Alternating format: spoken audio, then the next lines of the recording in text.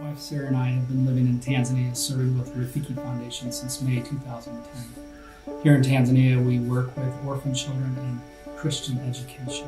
Our goal is to see these kids grow up to have three loves and a lead. So to love God, to love their neighbor, to love learning, and to lead in the cause of Christ in the world. Thanks for your life-changing generosity. At the Shepherd Center, we work with boys who have been living on the streets here in our town of Kabale. Personally, I am the Child Sponsorship Coordinator for the Shepherd Center. And when I came on board with this ministry a little less than 2 years ago, we only had one boy with an individual sponsor, and now we have 49. As Jesus looked at the crowds and saw them and said that they are lost sheep who are harassed and helpless, they need a shepherd. That's what we desire to be for our boys. I want to say thank you to the Village Bible Church teams that have come to Uganda the past couple of years. They've given some time to the Shepherd Center when they've visited, and it's been a real blessing to have people from my church visiting where I live and the people that I minister to and with. And we look forward to some new and some returning faces coming this summer. Thank you for being all in. Always.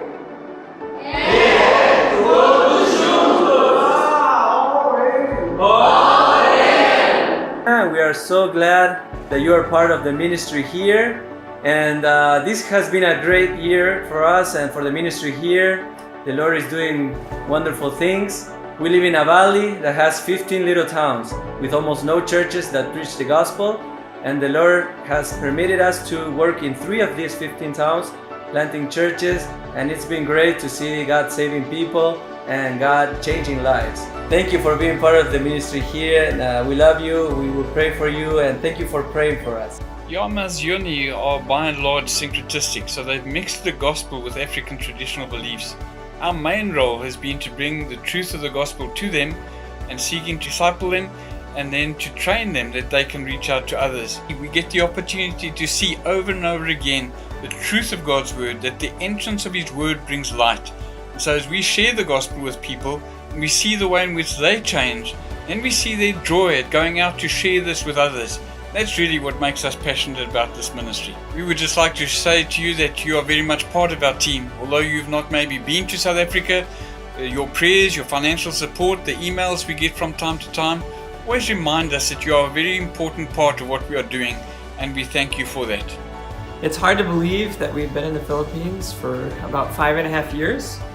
And as we prepare our oldest daughter, Maddie, for college, it's a good reminder to us of the reason why we were called to serve here in the Philippines. There have been so many staff and teachers that have come alongside Maddie and have really helped her prepare to re-enter the U.S. And as we look at all of the missionaries and people serving in Asia, we're able to come alongside them and support them by teaching their children in our classrooms.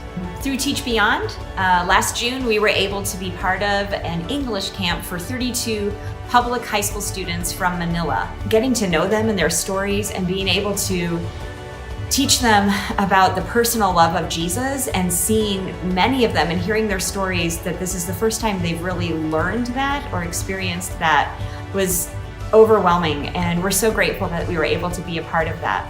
Some of you may not know that prior to serving with Crossworld, I was the pastor of Plano Bible Church from 1989 to 1999. And we served with Crossworld since 1999, first in Guyana, South America. And then we've since come back to the U.S. I served as an international director first and now work with mobilization. We know that you're behind us and we sense those prayers and we're thankful for it. Thank you. Because of your life-changing generosity, we've been able to see a literacy program developed for the Amdu people to teach them how to read and write in their own language. And with the translation in their own language, this is the pathway for them to have a right relationship with God. Our goal is to begin teaching the good news of the gospel message to the Amdu people later this fall in 2019. I've also been able to learn the language, for which I'm very grateful. Have been involved in some of the literacy and translation as well. Thank you so much for your life-changing generosity. We're in Hong Kong, and we are in a church planting ministry. We also have a shelter ministry for women at risk. Our vision for our church is to reach the down and out in Hong Kong, especially the migrant workers, the asylum seekers, red light district workers, and so God has given us a very varied ministry. We just want to share with people who are so broken in their lives and so desperate that they do desperate things, that there is hope in Jesus Christ. Well, Len became a new believer 2 years ago and was baptized a year ago. And it's been so encouraging to see her walk. It's been a very hard path for her because of family commitments and responsibilities and expectations. But she's the first Christian in her family, and she comes from a very, very large family. And it's just so wonderful to see how she has taken God's word and has slowly digested that in every cell of her body.